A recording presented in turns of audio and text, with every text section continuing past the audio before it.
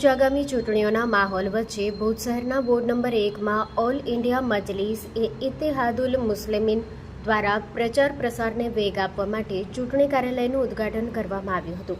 મુખ્ય અતિથિ અને ઉદ્ઘાટન આ કાર્યક્રમમાં ખાસ ઉપસ્થિત રહેલા એઆઈએમઆઈએમ ગુજરાત પ્રદેશના મહામંત્રી શકીલ સમા દ્વારા રિબન કાપી વિધિવત રીતે કાર્યાલયને ખુલ્લું મૂકવામાં આવ્યું હતું। આ પ્રસંગે પાર્ટીના અન્ય સ્થાનિક હોદ્દેદારો અને મોટી સંખ્યામાં કાર્યકરો ઉપસ્થિત રહ્યા હતા। કાર્યાલયના ઉદ્ઘાટન પ્રસંગે પરંપરાગત અને લોકપ્રિય સીધી ધમાલ નૃત્યનું આયોજન કરવામાં આવ્યું હતું। સીધી કલાકારોએ પોતાના અનોખા અંદાજમાં નૃત્ય રજૂ કરી કાર્યક્રમમાં ભારે ઉત્સાહ વધાર્યો હતો। ઉદ્ઘાટન બાદ શકીલ સમાએ જણાવ્યું હતું કે વોર્ડ નંબર 1માં જનતાના પ્રશ્નોને વાચા આપવા અને વિસ્તારના વિકાસ માટે એઆઈએમઆઈએમ મજબૂતીથી ચૂંટણી લડશે। આ કાર્યાલય હવેથી લોકોની સમસ્યાઓના નિવારણ અને ચૂંટણીલક્ષી રણનીતિનું મુખ્ય કેન્દ્ર બનશે। કાર્યક્રમના અંતે સ્થાનિક આગેવાનોએ આવનારી ચૂંટણીમાં ભવ્ય જીતનો વિશ્વાસ વ્યક્ત કર્યો હતો।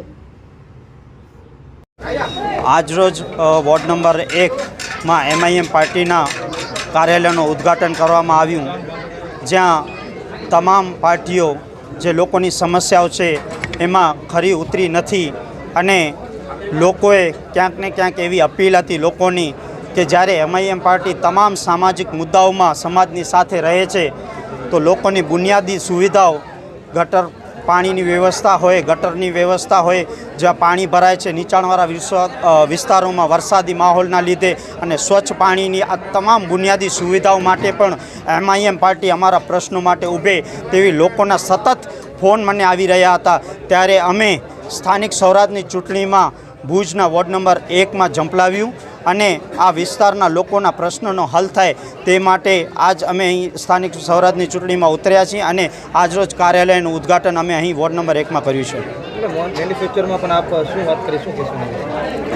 અમે વચનપત્ર વોર્ડ નંબર 1ને જનતા માટે મૂક્યું છે, જેની અંદર અમે જે વચન આપ્યા છે એ વચન કે નીચાણવાળા વિસ્તારોમાં જે વરસાદી પાણી ભરાય છે તે પાણીનો એક પ્રોપર એન્જિનિયરિંગ અમારા સ્વયં ખર્ચે કરી અને આખું એનો લેઆઉટ પ્લાન તૈયાર કરી અને સમસ્યાનો ઉકેલ લાવવું। આ વિસ્તારમાં રહેતા તમામ પેશ ઇમામો, મસ્જિદોના ઇમામો, તેમના બાળકો અને તેમના પરિવારનો મેડિકલ ખર્ચ અને એજ્યુકેશનનો ખર્ચ એમઆઈએમ પાર્ટી ઉપાડશે। આ વિસ્તારમાં શિક્ષણ ક્ષેત્રેની વાત કરું તો તેજસ્વી તારલાઓ જે દર વર્ષે સારા માર્ક્સ લઈને આવે છે તેનું દર વર્ષે એમઆઈએમ પાર્ટી વતી કાર્યક્રમ મૂકવામાં આવશે અને એ લોકોને રાશિથી પ્રોત્સાહિત કરવામાં આવશે કે શિક્ષણ ક્ષેત્રે આગળ વધે। અને હું ક્રિકેટ પ્રેમી અને નવયુવાનો બાળકો માટે પણ જે ખાસરા ગ્રાઉન્ડની મોટી સમસ્યા છે એ સમસ્યાનું પણ બ્યુટિફિકેશન માટે અમે એમઆઈએમની પેનલ દ્વારા એના માટે કાર્ય કરવાનું પણ અમે વચનપત્રમાં આપ્યું છે। આવા વચનો પત્ર લઈ અને અમે ડોર ટુ ડોર પ્રચારમાં જશું, વિસ્તારના લોકો પાસે જશું અને વચનપત્રમાં નીચે લખેલી લીટી સાફ શબ્દોમાં લખેલી છે કે આ વચનપત્ર અમે દઈએ છીએ તમને, એ વચનપત્ર તમે તમારી પાસે રાખો।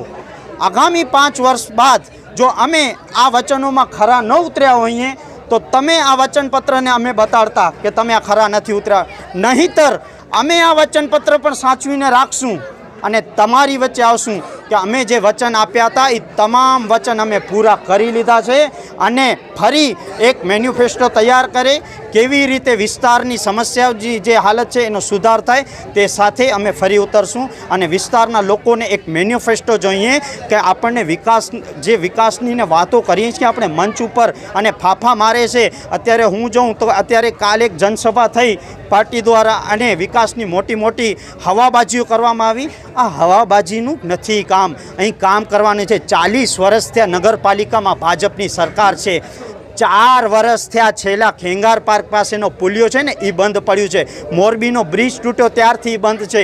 હવે તમે આ વિસ્તારને વિકાસની વાત કરો છો, જ્યાંથી તમને લોકો ચૂંટી છે ત્યાં વિસ્તારના તો કામ કરી લો।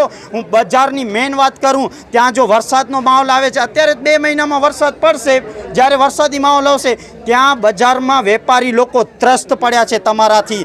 તો એ વિસ્તારનો તો કામ કરી લો, પછી આ વિસ્તારને અહીંયા આવીને ફાંકાબાજી કરજો અને મોટી મોટી વાતો કરજો. અહીં તમામ પક્ષ જે સત્તા પક્ષમાં બેઠા હોય અને મંચો ઉપરથી વિકાસની ખોટી ખોટી વાતો કરતા, અને તમે કયા મોટે વિકાસની વાતો આ વિસ્તારોમાં કરી રહ્યા છો? જ્યારે અમારું શોષણ કરવા માટે સંસદમાં બિલો પસાર કરી રહ્યા હો, જ્યારે અમારી શરિયતમાં દાખલા થઈ રહી હોય, શરિયતમાં દાખલ થઈ રહ્યો એવા બિલ તમે પસાર કરી રહ્યા હો, અને આ વિસ્તારોમાં આવી અને તમે મત માંગવામાં શરમ આવી જોઈએ તમને કે અમે કઈ ના કે મત માંગી રહ્યા છીએ આ વિસ્તારમાં. દાદા બાપાની પણ વાત થઈ હતી કાલે સ્ટેજ ઉપર. જે પોતાના દુનિયાવી દાદા અને બાપા બનાવી રહ્યા છે, આ દુનિયાવી બાપા અને દાદા કહેવાય. ખરેખર આપણે આખરતનું જોવાનું છે. અને આવા દાદા અને બાપા જ્યારે મુસ્લિમ સમાજની જ્યારે કોઈ પણ સમસ્યા હોય છે, નવયુવાન હોય છે, ત્યારે જો પોલીસ દ્વારા મારવામાં આવે કે અનેક સમસ્યાઓ જ્યારે ઉદ્ભવે છે, ત્યારે આ કોઈ બાપા કે દાદા આવતા નથી. જે મંચ ઉપર જે પણ છે ને હાજર, એ વ્યક્તિ પણ સામાજિક કામોની વાત કરું તો એમને સામાજિક કામની કોઈ પણ નોલેજ નથી કે શું સમસ્યાઓ ચાલી રહી છે. સમસ્યાઓમાં ઊભું નથી, માત્ર ને માત્ર કોઈએ મોટો ભાઈ બનાવી લીધો ને ખંભા ઉપર હાથ માકી લીધો તો વાહ બાપુ વાહ ને વાહ વિસણજી વાહ વાળી વાત છે. એટલે આવા લોકોથી પણ સાવધાન રહેવું જોઈએ. ને હું એવા લોકોને પણ અપીલ કરું છું કે ક્યારેક તમને મંચ ઉપર બેસવા મળતું હોય તો પછી માઇક હાથમાં આવે ને આપણે મજા આવે એમ બોલીએ, એવું પણ ટાળો. કારણ કે બાકીના પક્ષો પણ છે, આ એક રાજકારણ છે, રાજકીય છે. જો તમે નિવેદન દેશો તો સામે પ્રતિકાર આવશે. રાજકારણ છે, જો ઘર પકડીને બેસશો અને ધાર્મિક રીતે આપણે રહેશું તો તમારું પણ માન અને સન્માન જળવાયેલું રહેશે.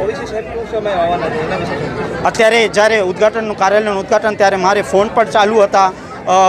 તારીખનું ત્યાંની સાહેબની મથામણ ચાલી રહી છે, પરંતુ મારી છે કે 22 કે 23 તારીખના સંભાવના છે કે સાહેબની મોટી જનસભા અમે અહીં ભુજમાં રાખશું તેવી સાહેબ દ્વારા પણ કહેવામાં આવ્યું છે. પણ તારીખોની મથામણ ચાલી રહી છે અને ટૂંક સમયમાં એનું અમે એલાન પણ કરશું.